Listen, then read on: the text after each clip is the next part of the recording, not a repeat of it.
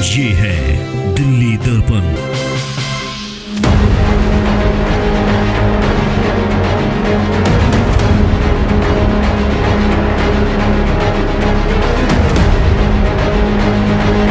कभी हमें प्रदूषण के नाम पे तंग किया जाता है, कभी 06 बना दी, कभी कुछ बना दी। जो मेन प्रॉब्लम है, तुम इंजन तैयार करो, इतने बड़े बड़े इंजीनियर बड़े हैं तुम्हारे पास जो प्रदूषण ना करती हो, प्रदूषण का टंटा ही खत्म हो जाए।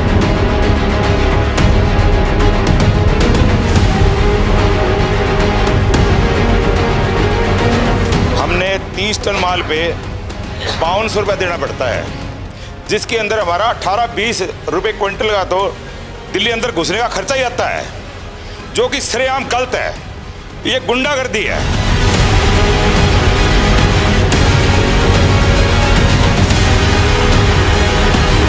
और हम 2 या 3 दिन का चक्का जाम करेंगे, उससे हमारा कोई समाधान नहीं होगा। चाहे फिर हमने 1 महीना चक्का जाम करना पड़ो, हम आंदोलन करेंगे सरकार के खिलाफ।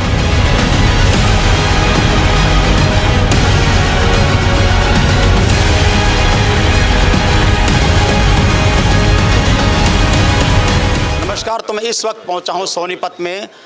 भाईचारा ट्रांसपोर्ट यूनियन है यहाँ पर। आपने बाहर देखा होगा कितनी भारी संख्या में यहाँ ट्रक खड़े हुए हैं।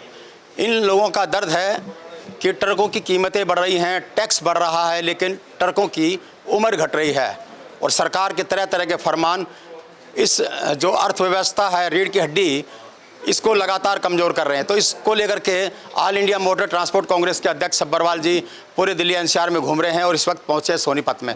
तो यहाँ एक सभा आप देख रहे हैं, सभा हो रही है और आगे की रणनीति पर भी इस पर विचार किया जा रहा है। तो अभी सर मैं आपको सुन रहा था कि सरकार, किसी भी सरकार ने ध्यान नहीं दिया। क्यों, क्या वजह है जो इतनी मजबूत है कि अगर एक दिन भी चक्का जाम कर दे तो सरकार हिल जाती है, लेकिन आप अपनी बात कह क्यों नहीं पा रहे हैं?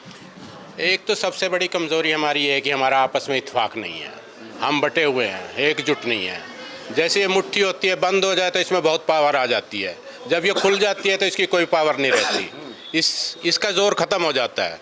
जिस दिन हम सारे इकट्ठे हो जाएंगे गवर्नमेंट उसी दिन हमारी बात मान लेगी। हम इकट्ठे नहीं होते, इसलिए गवर्नमेंट हमारी तरफ ध्यान नहीं देती। कभी हमें प्रदूषण के नाम पे तंग किया जाता है, कभी 06 बना दी, कभी कुछ बना दी। जो मेन प्रॉब्लम है, तुम इंजन तैयार करो, इतने बड़े बड़े इंजीनियर बड़े हैं तुम्हारे पास जो प्रदूषण ना करती हो, प्रदूषण का टंटा ही खत्म हो जाए। एसी इतना प्रदूषण करता है, उसकी तरफ किसी का ध्यान नहीं है। एक की कोठी पे 12-12 प्रदूषण लगे हुए हैं, मिनिस्टरों की कोठियों पे, उसकी तरफ किसी का ध्यान नहीं जाता। एसी कितना प्रदूषण करता है। वे गरीब आदमियों के ऊपर सबका जोर चलता है, ताकतवर आदमी के ऊपर किसी का जोर नहीं चलता। जो होता है हमारे देश में लोकतंत्र है, इसमें सबकी पावर बराबर है, बड़ा भी हो छोटा भी हो, सबको जीने का हक है, सबको रोटी का हक है। रोटी कपड़ा मकान सबको चाहिए, मेडिकल सबको चाहिए, एजुकेशन सबको चाहिए। अब हमारी ट्रांसपोर्ट लाइन में कोई ड्राइवर आके राजी नहीं है। क्यों? उसके घर में चूल्हा नहीं जलता। गाड़ियाँ जिसके पास जितनी ज़्यादा थी वो कम होती जा रही हैं। गाड़ी की लाइफ है 10 साल और 10 साल में गाड़ी अपनी कीमत भी पूरा नहीं करती और वो स्क्रैप हो जाती है। वो गाड़ी वाला कहाँ जाए? गवर्नमेंट को कमा के देता रहे बस, उसका घर का चूल्हा कौन चलाएगी? गवर्नमेंट की जिम्मेवारी है कि उसके घर का चूल्हा भी जलाए, हमारे को सुविधाएं दे, हमारे पैकेज बढ़ाए, हमारे रेट उठाए। आज से 20-20 साल पुराने रेट चल रहे हैं और आज तक उठने में नहीं आ रहे, इसलिए हमारे में दिक्कत हो रही है। कह रहे हो कि टेक्नोलॉजी पे इन्वेस्टमेंट होना चाहिए। अगर प्रदूषण है तो टेक्नोलॉजी पे R&D करिए, उसकी सिफारिशें हैं क्या, जो भी तकनीक अपनाई जानी चाहिए उस पर ध्यान दे रहे हैं। हाँ, गवर्नमेंट पैसा नहीं लगा रही उसके तरफ, सिर्फ शीशा छोड़ रखा है भी प्रदूषण है, प्रदूषण है। और प्रदूषण में देखो हमारे देश की कोई व्हीकल पास नहीं होती जो असलियत है, और 100 रुपये का सर्टिफिकेट बन जाता है सबका जाली। जब तुम्हारी एक व्हीकल पास नहीं करती है तो तुम्हारी क्या तरक्की है? तुमने आज तक क्या तरक्की की? तुम एक ऐसे इंजन भी तैयार नहीं कर सके जो प्रदूषण ना करता हो। तुम अपना इंजन लगाओ, हम अपना इंजन लगाओ, गाड़ियों में फिट करो, प्रदूषण ऑटोमेटिक खत्म हो जाएगा। प्रदूषण तो गाड़ी इंजन ही करता है ना, ड्राइवर नहीं करता और कुछ नहीं करता।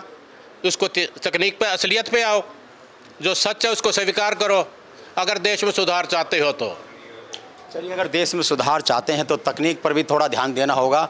और जो कहा जाता है कि जो किसी भी देश की अर्थव्यवस्था की जो रीढ़ की हड्डी होती है वो ट्रांसपोर्ट होता है, और लगातार ट्रांसपोर्ट ये जो रीढ़ की हड्डी है वो कमज़ोर हो रही है। तो सोनीपत के ट्रांसपोर्टर क्या सोच रहे हैं, इन पर भी हम थोड़ा सा बात करेंगे।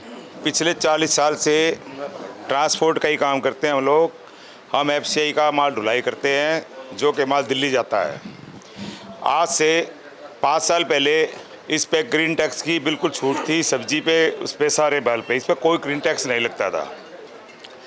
सरकार ने पहले 1200 रुपये किया, 1200 रुपये टैक्स अलग है, उसके बाद 250 रुपये किया, फिर भी हमने बहन किया। 2-2 साल के टेंडर होते हैं और आज 4000 रुपये ट्रक कर दिया है ग्रीन टैक्स। 1200 रुपये अलग है, 1200 रुपये अलग है, 5200 रुपया अब हमारे को ट्रक का देना पड़ता है। ब्लैक लिस्ट की हमारे पास चिट्ठी आई हुई है FCI की, वो कहते हैं माल ढो, हमने 30 टन माल पे 5200 रुपया देना पड़ता है, जिसके अंदर हमारा 18-20 रुपये क्विंटल का तो दिल्ली अंदर घुसने का खर्चा ही आता है, जो कि सरेआम गलत है। ये गुंडागर्दी है। दिल्ली के अंदर जो भी मिनिस्ट्री बैठी है वो हमको लूट लूट के खा रही है। ग्रीन टैक्स के पैसे हमसे ले रही है, 4000 रुपये ले रही है और 5200 रुपये टैक्स अलग ले रही है, जो MCD का अंदर जाने का। 5200 रुपये गाड़ी ले रही है, जिसके अंदर हम 30 या 35 टन माल लेके जाते हैं। आप लोग सब ट्रांसपोर्टर, आपको सबको पता है। हमारा 15 से 20 रुपये क्विंटल का अंदर जाने का खर्चा होता है। मेरा सोनीपत से टेंडर है 52 रुपये क्विंटल का, 58 रुपये क्विंटल का, करनाल से 62 रुपये क्विंटल का, पुगथला से 56 रुपये क्विंटल का। मेरे पास सारी लिस्ट है पूरे हरियाणा की। सब ठेकेदार पीछे पड़े हैं, सबको मैं दिखा सकता हूँ, नोटिस आए हुए FCI के। सब काम करने में असमर्थ है। आप लोग यहाँ आए, आपका धन्यवाद है। हम पूरा तन। आपने भी कोई हरियाणा सरकार से बात की, आपके प्रतिनिधि? हरियाणा सरकार, हम सेंट्रल गवर्नमेंट के हैं, हमने बार बार लेटर लिखा है। जो कि लेटर लिखते हैं हमें GM मैडम बोल देती है समाधान कराएंगे, समाधान कराएंगे। हम मीटिंग रखते हैं, लेकिन मीटिंग में कुछ नहीं होता। चाय वाय पिलाई, ठीक है ये कर दो, ये लिख के दो, जो हम कर देंगे, कोई समाधान नहीं होता। सब गुंडागर्दी। दिल्ली के अंदर जो सरकार बैठी है वो हमारे ट्रक से लूटती है, हमें लूटती है। चलिए, बिल्कुल इनका भी यही दर्द है कि तरह तरह के टैक्स लेकर के इकट्ठे, नहीं बिल्कुल, हाँ ठीक है। तो तरह तरह के टैक्स इनसे वसूल रही है। और भी जो हरियाणा जो ट्रांसपोर्ट यूनियन से जुड़े लोग हैं, थोड़ा सा अपना परिचय दीजिए। हाँ जी, राम राम जी सभी को। मैं सोनीपत ट्रक यूनियन से प्रधान अमित कटारिया, और हम 21, 22, 23 को सभी इकट्ठे एक साथ होकर सारा चक्का जाम करेंगे और अपनी मांगों को रखेंगे।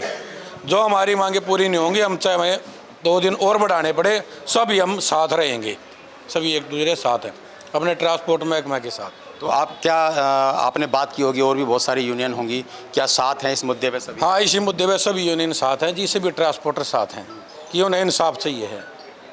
अच्छा, हरियाणा से जो दिल्ली जो गाड़ी आती हैं, किस किस तरह की, हालांकि इन भाई ने भी बताया, क्या पहले खाद्य सामग्री पे छूट होती थी जी, अब किसी पे छूट नहीं है, सभी पे ग्रीन टैक्स है।